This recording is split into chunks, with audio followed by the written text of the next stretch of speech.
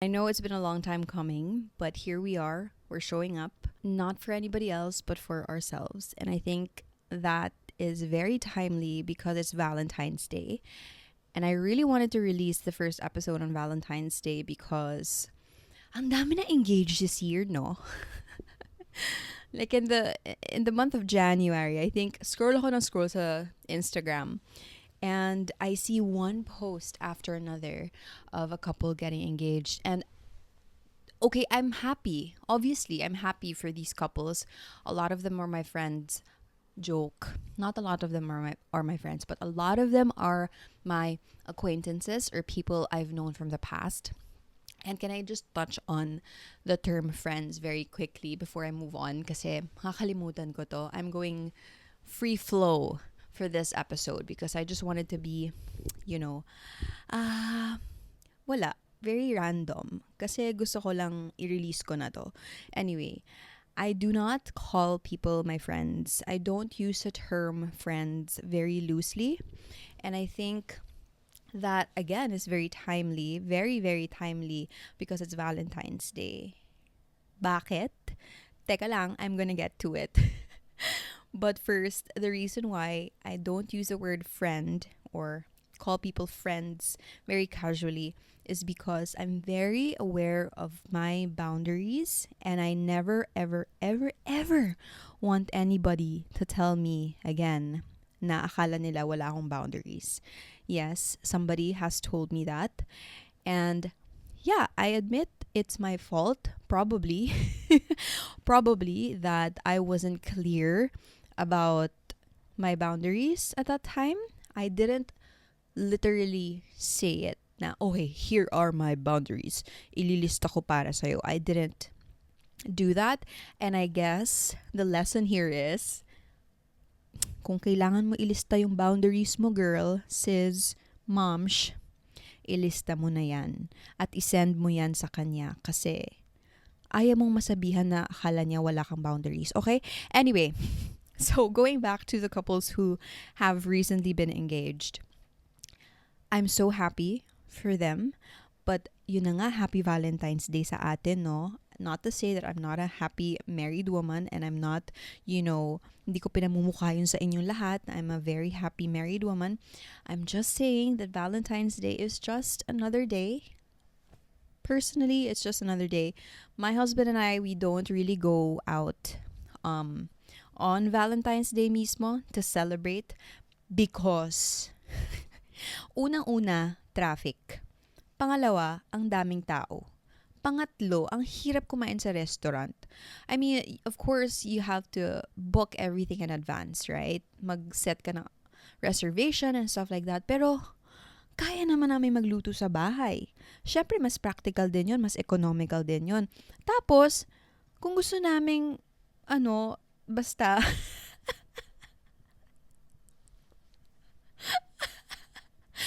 anyway, if you're married, you get what I mean. But you know what I mean? Like, there's nothing better than celebrating Valentine's Day with your spouse or your partner than by staying home, okay? Whatever, just pretend that you came from the restaurant, you enter your door, and then that's it.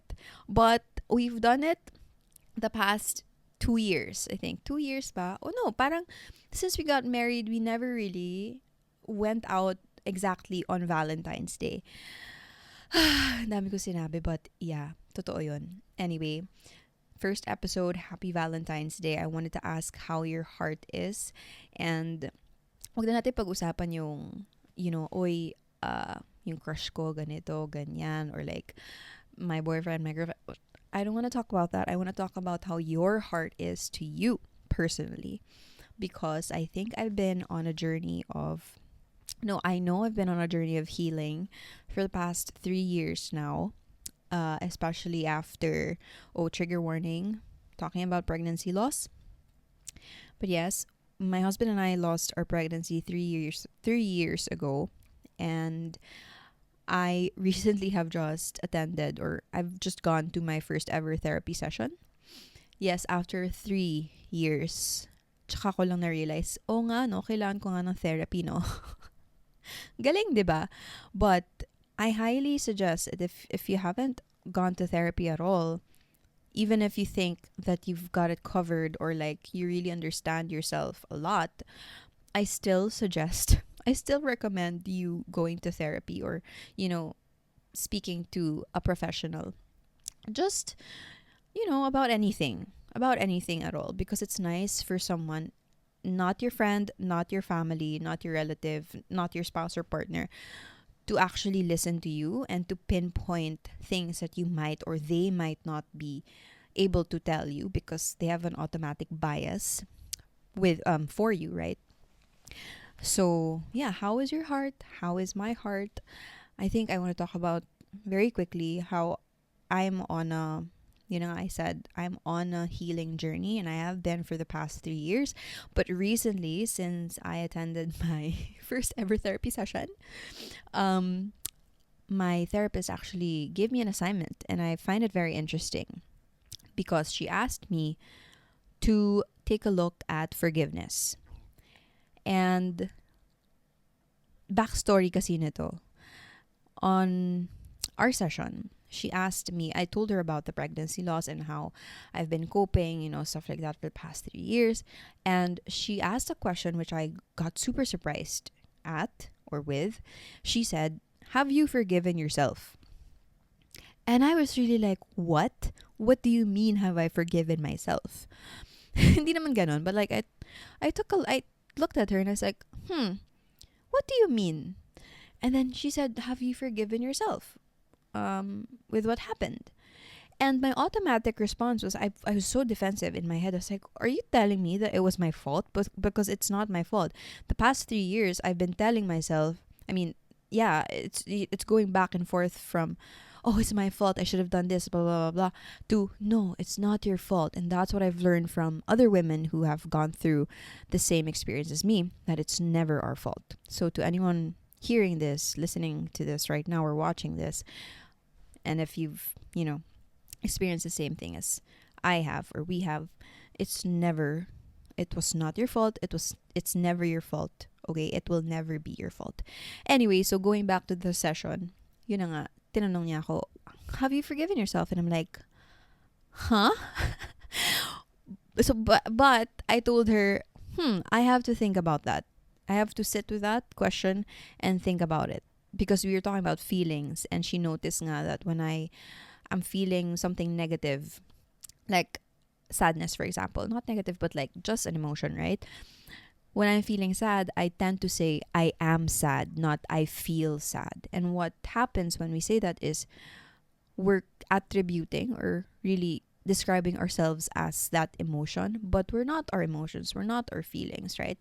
They pass. So she told me, oh, if you know, i-practice mo na sabihin na I feel sad, I feel angry, I feel frustrated.